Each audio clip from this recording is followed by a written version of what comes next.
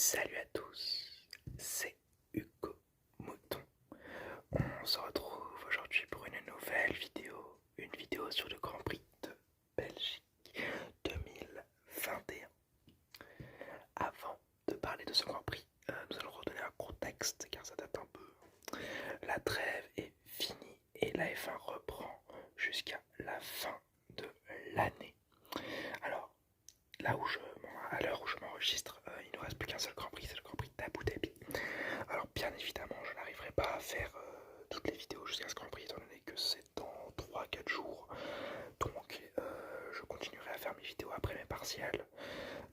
J'en referai, j'essaierai d'en faire le plus souvent possible. Je sais que je vous dis ça souvent et que je ne respecte pas, mais on va essayer de s'y coller. Bien évidemment, je ne me force pas à faire des vidéos, hein, j'en fais que quand ça me plaît. Et par l'occurrence, ces temps-ci, j'avais ni le temps, ni souvent l'envie. Mais je vais essayer de vous finir ça et pour pouvoir reprendre, je sais pas, déjà les grands prix rétro qui vous avez plu de ce que j'avais vu et également peut-être traiter des sujets d'actualité de certains pilotes. Mais bon, ça on verra en temps et en heure. Déjà, parlons de ce Grand Prix de Belgique. Avant le Grand Prix, Mick Schumacher rend hommage au premier Grand Prix de son père ici en Belgique avec un nouveau casque à l'effigie de ce dernier. Et Pérez est prolongé pour la saison prochaine, chose qui déplaît fortement à Gasly. Et le français ne s'en cache pas, il s'en plaint au micro de Canal+. On parlera de ça dans les transferts, dans une vidéo transfert que je prévois dans un petit peu longtemps quand même. Mais on en parlera. En FP1, pas le meilleur accueil du temps belge qui trempe la piste avant l'arrivée des monoplaces. La FP1 est tout de même sous le signe du soleil. Il n'y a plus de pluie.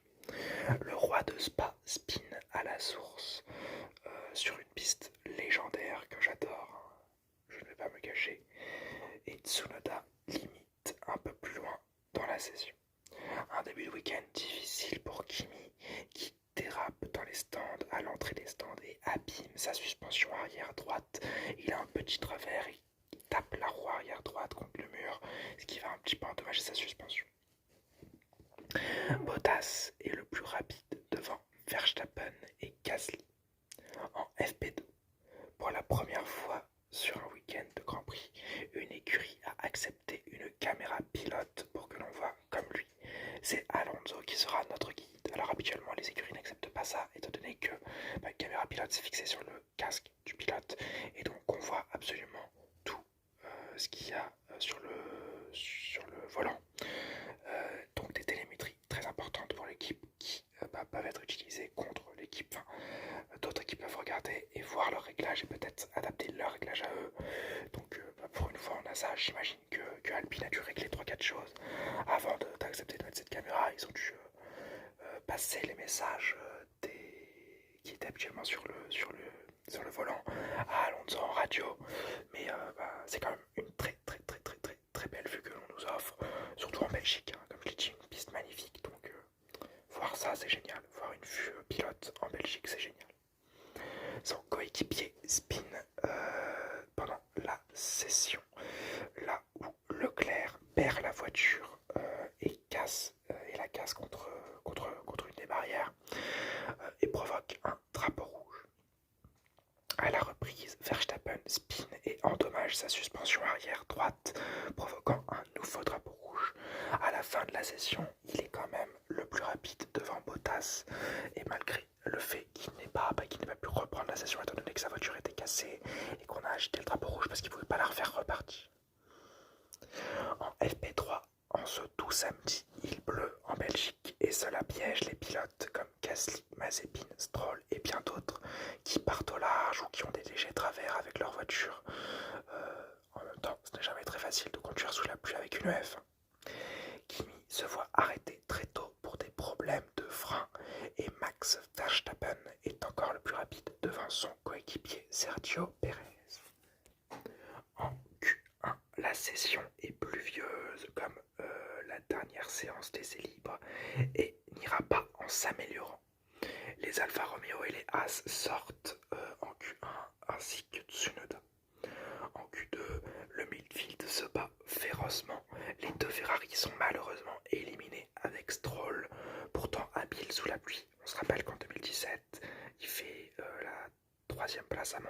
en qualification en Turquie. Il décroche sa première pole à chaque fois sous la pluie, donc c'est plutôt dommage. Latifi et Alonso accompagnent tous ces pilotes et Russell passe en Q3. Très très belle prestation du jeune Britannique qui a marqué ses premiers points en Hongrie avant la trêve, ce qui est absolument génial.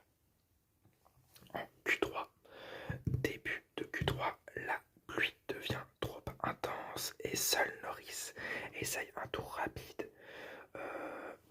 qui se solde par un énorme accident au rouge en faisant le Britannique plante sa McLaren dans le rouge et en percutant le mur il part en toupie, ce qui est plutôt inquiétant hein, quand on voit les images. J'étais pas bien devant en tout cas, provoquant un drapeau rouge bien évidemment et énervant fortement Sebastian Vettel qui allait se lancer sur un tour rapide mais qui apprend par l'intermédiaire de son ingénieur de course le drapeau rouge et se plaint à la direction de course directement en radio hein, qu'il n'aurait pas dû lancer cette session de Q3, la pluie étant beaucoup trop forte et les conditions étant donc beaucoup trop dangereuses. Ayant déjà commencé son tour, Vettel passe à côté de Norris et s'arrête pour voir si le Britannique se porte bien. Heureusement, plus de peur que de mal. Et quand la McLaren est évacuée, la Q3 peut recommencer. Une fois relancée, après l'évacuation de tous les débris, tous les pilotes essayent de prendre leur marque. Au second passage, tout le monde chausse des intermédiaires et c'est Russell qui est le premier à avoir chaussé des intermédiaires que nous voyons voler en Belgique. Il est littéralement, il vole sur la piste, il est hyper rapide.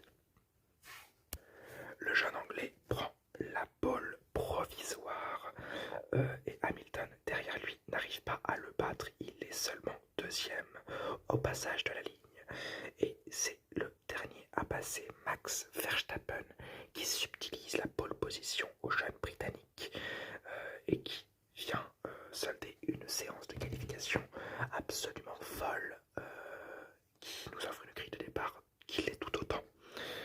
Verstappen est premier, Russell est deuxième, Hamilton est troisième, Ricciardo est quatrième, Vettel est cinquième, Gasly est sixième, Perez est septième, Ocon est huitième, Leclerc est neuvième, Latifi est dixième à cause d'une pénalité pour Bottas et d'une pénalité pour Norris qui ont tous deux qui ont tous deux 5 places de pénalité à cause de l'accident qu'ils ont tous deux créé en Hongrie. Enfin, Bottas c'est pour l'accident en Hongrie, Norris c'est pour sa boîte de vitesse qu'il a cassée dans son accident en Belgique. Sainz est 11e, Alonso est 12e, Bottas est 13e avec 5 places de pénalité, Giovinazzi 14e, Norris est 15e avec 5 places de pénalité, Tsunoda est 16e, Schumacher 17e, Mazepin 18e, Stroll 19e, 5 places de pénalité pour changement de boîte de vitesse et Raikkonen partira des stands étant donné qu'on a changé une de ses spécifications moteur sur sa voiture et donc on a brisé le parc fermé. Il partira donc des stands. La course. Après 3 longues heures d'attente durant lesquelles j'ai tapé ma plus belle sieste, les pilotes peuvent sortir de la voie des stands pour 4 tours minables, qui est historique. On n'a jamais vu un Grand Prix à 4 tours, mais ce qui est légal, car au bout de 2 tours, le Grand Prix est classé. Alors il ne donne que la moitié des points, mais il est classé. Malgré cela, pendant le tour de mise en grille, avant ces 3 heures, Perez s'est mis dans le mur, mais peut prendre part à la course, sauf qu'il partira dernier. Les positions ne changeront pas, excepté cela, car sous régime de voiture de sécurité hein, qui donc encadre les pilotes pendant leur sortie et qui, une fois rentrés au stand, établissent une grille d'arrivée. Max Verstappen est premier, Russell est deuxième, son premier podium en F1, avec une sensation très bizarre en bouche hein, quand même, mais ça reste un podium tout de même. Premier podium de Williams depuis 2016, non depuis 2017, le Grand Prix de Bakou avec Lance Stroll. Hamilton est 3ème, Ricciardo est 4ème, Vettel est 5ème, Gasly 6ème, 7e Leclerc, 8e Latifi, 9e des nouveaux points pour Latifi. Sainz est 10e, Alonso est 11e, Bottas est 12e, Giovinazzi est 13e, Norris 14e, Tsunoda 15e, Schumacher 16e, Mazepin 17e, avec le meilleur temps en course qui n'est pas comptabilisé, mais ça reste un meilleur temps en course. Stroll est 18e, Raikkonen 19e et Perez 20e. Les enseignements de cette course: Verstappen prend l'avance. Voilà, Verstappen prend l'avance avec les points qu'il récupère. Alors c'est la moitié des points qu'il récupère. Je crois donc qu'il récupère... oui, donc Verstappen récupère 12,5 points. Russell 9 points. Hamilton 7,5 points. Ricciardo 6 points. Vettel 5 points. Gasly 4 points. Ocon 3 points. Charles Leclerc 2 points, Latifi 1 point et Carlos Sainz 0,5 points. Donc tous les points sont divisés, ce qui n'est pas pour le mieux étant donné que cette course pour moi n'aurait pas dû avoir lieu et donc n'aurait pas dû donner de points, mais en même temps il y a des sponsors à satisfaire et des fans à satisfaire, ce qui nous a quand même offert un Grand Prix loufoque, mais on en parlera un peu plus tard. Là on va parler des enseignements. Verstappen reprend l'avantage. Perez par contre fait n'importe quoi.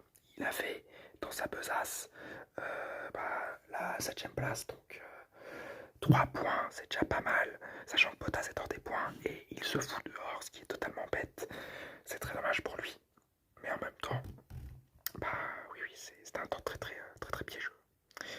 Hamilton reste proche tout de même, malgré les points donnés. Hamilton n'est pas distancé, c'est pas la différence de 5 points qui va faire une immense différence. Alors j'imagine que s'il y a 5 points de différence en fin de saison, on pourra se plaindre de ce Grand Prix. Mais là en l'occurrence c'est que 5 points, donc il n'est pas trop distancé et il pourra peut-être rattraper le néerlandais. Enfin, il est toujours à portée du néerlandais, ça c'est sûr. Russell sur le podium, waouh, c'est surtout sa qualification qui est absolument titanesque, qui est absolument géniale. Tandis que Latifi, le point, le petit point, ça fait plaisir. Bravo à lui qui a fait une bonne qualification et qui a profité des pénalités de chacun.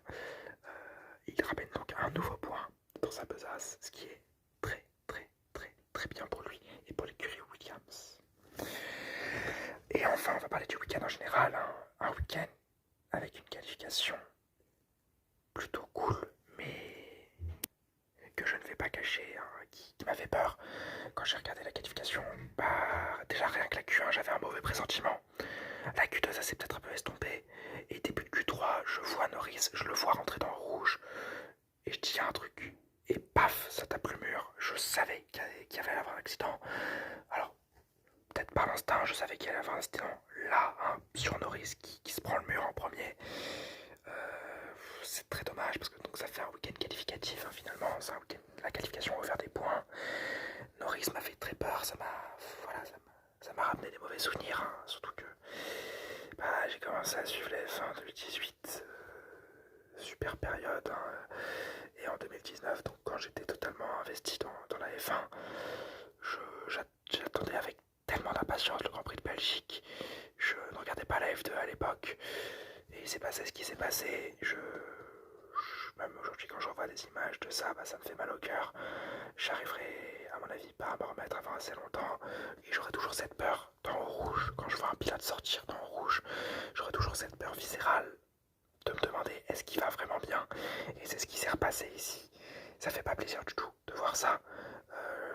Comme je l'ai dit plusieurs fois, je ne veux plus voir de pilotes mourir. Je ne veux plus voir d'accidents absolument atroces. C'est déjà un peu en partie la faute des commissaires qui ont relancé la session avec une pluie diluvienne, un peu de la faute des pilotes également qui prennent le virage de rouge aujourd'hui comme si c'était une ligne droite quasiment, et donc oui, ça peut lâcher. En même temps, on leur demande d'être les meilleurs, c'est normal de vouloir alors prendre un virage à fond. Si on veut être le meilleur, on peut pas y aller à 2 à l'heure, et c'est décevant, ça fait peur, mais je préfère qu'on garde un peu plus de sécurité qu'on se retrouve avec des nouveaux pilotes sur le carreau. Et enfin, on va parler de cette piste. Une superbe piste pour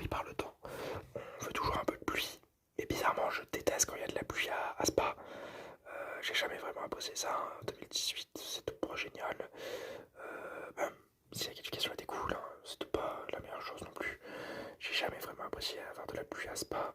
J'aime bien Spa quand il fait grand jour, hein. C'est peut-être beaucoup mieux.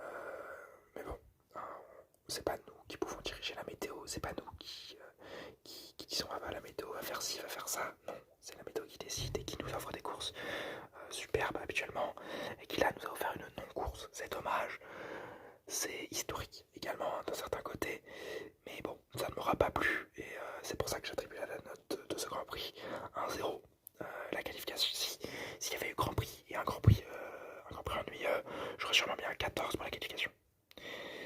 Je peux même pas mettre un 5 là cette fois-ci parce que la qualification m'a fait peur. De deux, ça m'a niqué un week-end hein, parce que j'ai regardé. Enfin, ça m'a niqué un dimanche surtout. J'ai passé 2 heures à regarder, à attendre, à somnoler parce que j'avais fait la fête juste avant. Donc, ouais, c'était pas génial. J'ai pas vu ma course au final. Donc, ouais, un joli 0 pour le manque de professionnalisme et le non-Grand Prix qui n'était pas forcément la faute des pilotes ni des commissaires, hein, mais qui m'aura vachement déçu. Et bah pour une vidéo où il n'y aura pas eu de course, elle aura duré très longtemps. J'espère tout de même qu'elle vous aura plu. Si c'est le cas, le petit like, le petit commentaire, le petit abonnement. J'espère vous sortir une vidéo, la prochaine vidéo sur le Grand Prix de Netherlands, des Pays-Bas, assez rapidement. En attendant, j'espère vous avoir détendu. Et n'oubliez pas, Forza Ferrari!